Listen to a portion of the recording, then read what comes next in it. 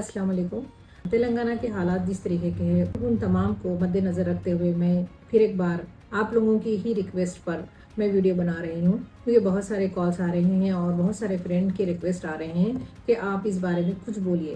तो देखिए, एक शहरी होने के नाते मेरा भी ये फ़र्ज़ बनता है कि मैं सिचुएशन को समझूँ। और आप सब भी जानते हैं पिछले 1 साल से हमारे तेलंगाना के क्या हालात हैं। अगर अभी भी आप लोगों को समझ में नहीं आ रहा है तो ये ज़िंदगी भर आप लोग नहीं समझ सकते।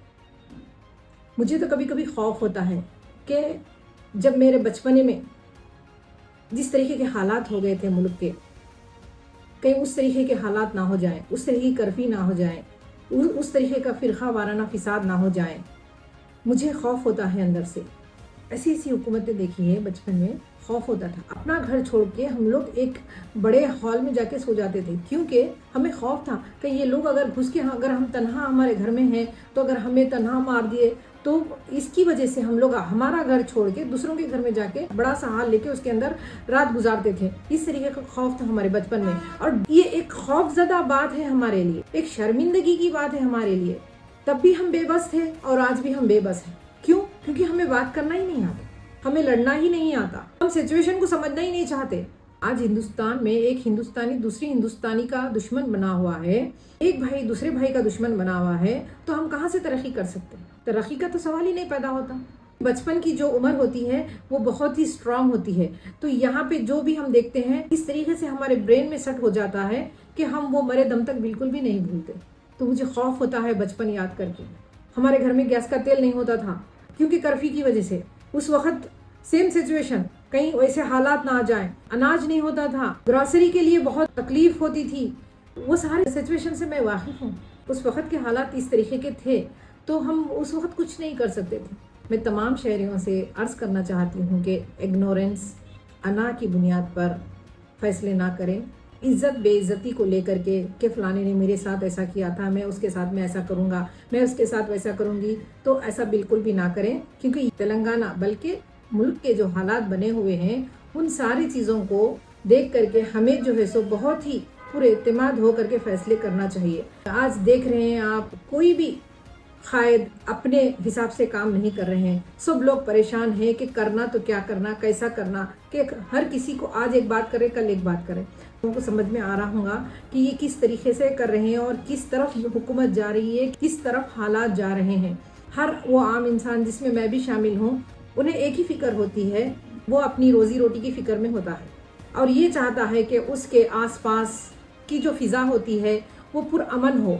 लेकिन इसके बजाय सारे लोगों के दिलों में एक अजीब सा खौफ पैदा हो चुका है, एक अजीब सी बेचैनी पैदा हो चुकी है, हुकूमत को लेकर के एक अजीब सी बेइतमादी पैदा हो चुकी है। हर एक के दिल में एक अजीब सा खौफ डेवलप हो रहा है कि पल भर के बाद में क्या होने वाला है। इस वक्त तेलंगाना के हालात बहुत ख़राब हो चुके हैं। ये सारी बातें तमाम आवाम के लिए बहुत ही तकलीफ़दाह हैं। तो हालात को समझना चाहिए, सिचुएशन से हमें लड़ना चाहिए और आगे बढ़ना चाहिए। मैं भी सफ़र कर रही हूँ कि मैं कंप्लीट 1 ईयर से जब भी मैं गैस बुक कराती हूँ तो मुझे 2 टाइम जाके ऑफिस पे कंप्लेन करना पड़ता है कि मेरे घर पे सिलेंडर नहीं आया, क्योंकि 8 to 10 डेज़ वेट करने के बाद सिलेंडर नहीं आने की वजह से ऑफिस पे जाके कंप्लेन करना पड़ता है। वो भी एक बार नहीं, कम से कम में 2 से 3 बार कंप्लेन करने के बाद में वो लोग सिलेंडर घर पे लेके आके दे रहे हैं।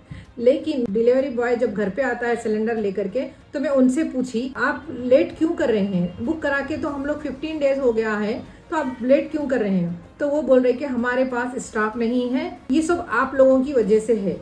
अपनी पसंद से जब लीडर चुनते हैं तो इस तरीके की तकलीफें आपको होती है। तो ऐसे में हमें जो है ना पूरे एतमाद होना चाहिए। देखिए, जब मुल्क के हालात इस तरीके हो जाते हैं तो हर एक के मुंह में जबान आ जाती है। आज कोई भी लीडर पूरे एतमाद नहीं है, कोई भी लीडर।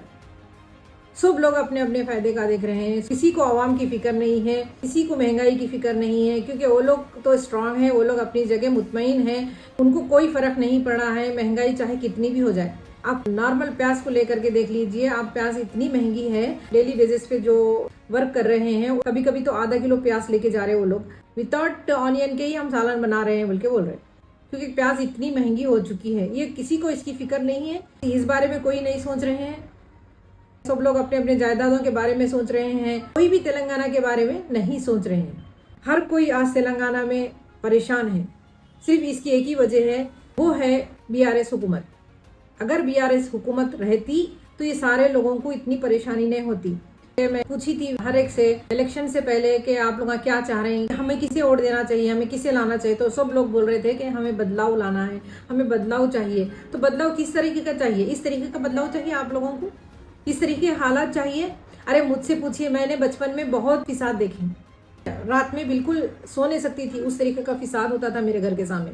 तशद्दुद, जिस तरीके से खौफ, मैं समझती हूँ कि कहीं फिर वो सिचुएशन अब ना आ जाए।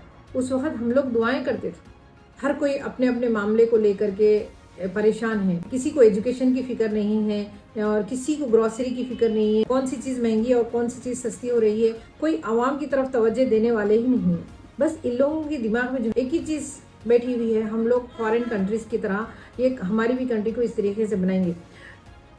अरे तरक्की करना बहुत अच्छी बात है, आप तरक्की करिए, आप चेंजेस लाइए, मगर इस तरीके के चेंजेस हमें नहीं चाहिए जो कि एक आम शहरी के लिए बहुत ही तकलीफ दा हो। Okay, thank you. जय हिंद, जय तेलंगाना।